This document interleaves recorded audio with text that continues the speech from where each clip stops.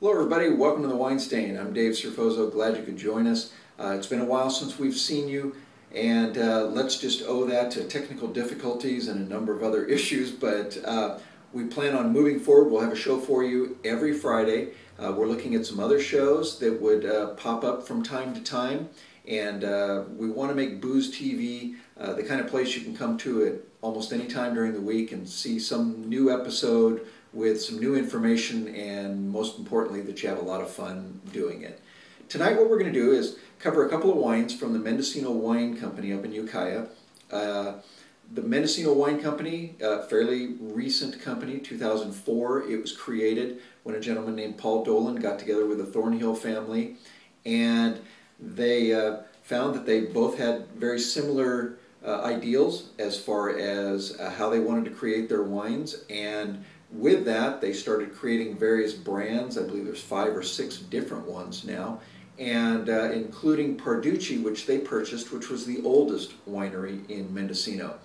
But as I said, they're a fairly new company, and one of the companies that they have is Wines That Rock, and they're based on wines dealing with fairly well-known rock acts. Tonight what we're going to try is a Chardonnay from 2009, and it's just simply referred to as the Woodstock Chardonnay. We're also going to try Merlot, 40 Licks Rolling Stones Merlot, and that's from 2009. Very soon on Wine, Women, and Song, we're going to be covering the Pink Floyd Dark Side of the Moon wine, and we're going to pair that up with the album itself, which has come out recently in various reissues, some of which are very large. So we're hoping to put that all together so you can see that if you have a real love for music and classic rock, as they say. My kids call it classic rock. I'm like, it's the stuff I grew up with. Nothing classic about it. It's just the stuff I remember. Also, they have a police wine called Synchronicity, and just recently they've released a Grateful Dead wine, which we've got to really try that one out. So let's jump into it. Let's try the Woodstock Chardonnay and see what they give us.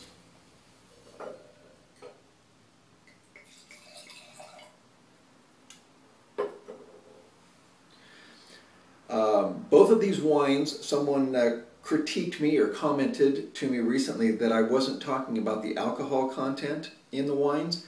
Both of these are 13.5% alcohol. Not that a lot of people really care that much about it, but I figure we'll share that with you.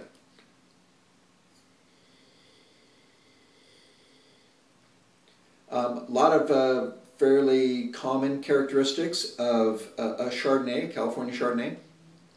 It's not very oaky, this particular one. There is some, but you get the strong green apple, crisp fruit flavors coming through on it pretty strong. Juicy fruit gum, if you remember that from, if you're of a older age, if you remember that. Got a little bit of that there as well. Also got a little bit of an, I don't know if you remember, maybe when you had kids, I don't think we had toys in plastic bags when I was a kid, but you tear it open and there's a plastic toy and there's that fresh plastic smell. There's a slight hint of that in here as well. It's not overbearing and it's not taking over anything. Let's give it a taste.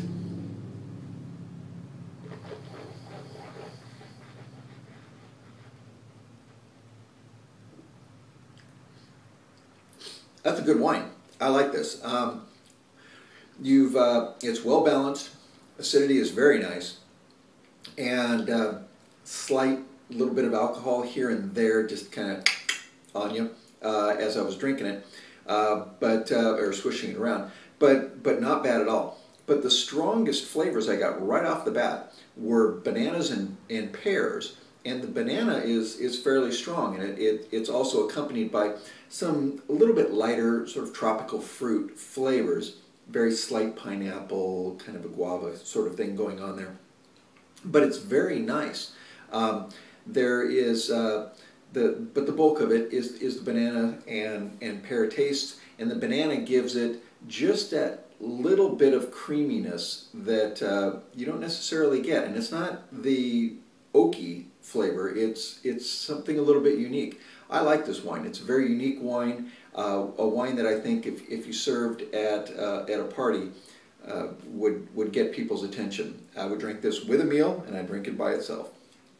I recommend this. I didn't dump that on the floor, by the way. Got my little spit bucket down on the floor today.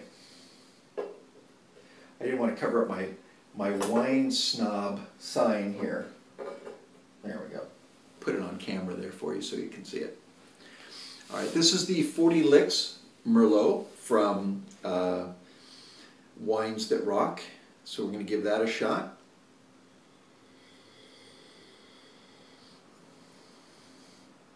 It seems to be fairly centered on sort of a cherry cream soda, so which is more of the vanilla, which is coming from the oak, I'm sure.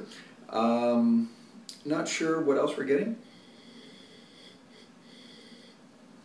It's a little woodsy, sort of a cedar, redwoodish aroma in there. It's not the oak at all that I'm really getting. That seems to be it. So let's give it a try and see what we get.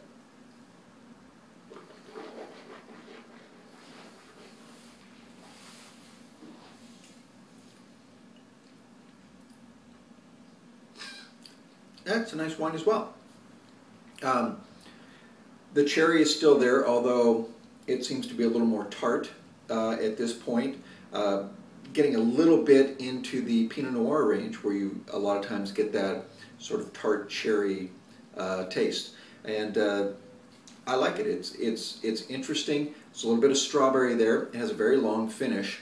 The acidity is very good on this wine, and as a matter of fact, on the mid palate and on the finish itself, is still a fairly strong flavor, stronger than you usually get from a Merlot, which a lot of times in the Merlots, you'll get something initially, you get a nice taste when you first take a sip of it, but then it diminishes fairly quickly. This isn't a real complex wine, but it has some interesting flavors, which make it a fairly unique wine as well. So I give good marks to both of these wines and would recommend them. I have never seen them in the stores. Maybe it's just the stores I'm going to, but they're easily available from the website. And another thing I will recommend is that you go to their Facebook page and click the like button there, and what you'll get from them are both updates on the wine and on music itself. If it was the first time Pink Floyd played Madison Square Garden, you'll sometimes get a little update from them on that, and that's kind of interesting if you like wine and you like music from the 70s and the 80s. So I invite you to do that. If you haven't clicked on the like for us down there, I invite you to do that as well. I'd greatly appreciate it. Behind me, you'll see a rather unique painting. That is from my son. He has been drafted to do a couple of different paintings that are wine themed. That was all I told him. Do some paintings that are wine themed. What we're going to do with them is auction them off for charity at some point in the future, and we invite you to vote on them at some point. We're going to have them up on the site, and we'll be looking for votes on that. So keep an eye out for that. This is the first one. Maybe I'll put it up and ask people to name it, because then none of these have any names yet as well. So join us next week on Friday for another edition of The Wine Stain. We're glad you joined us. Good night.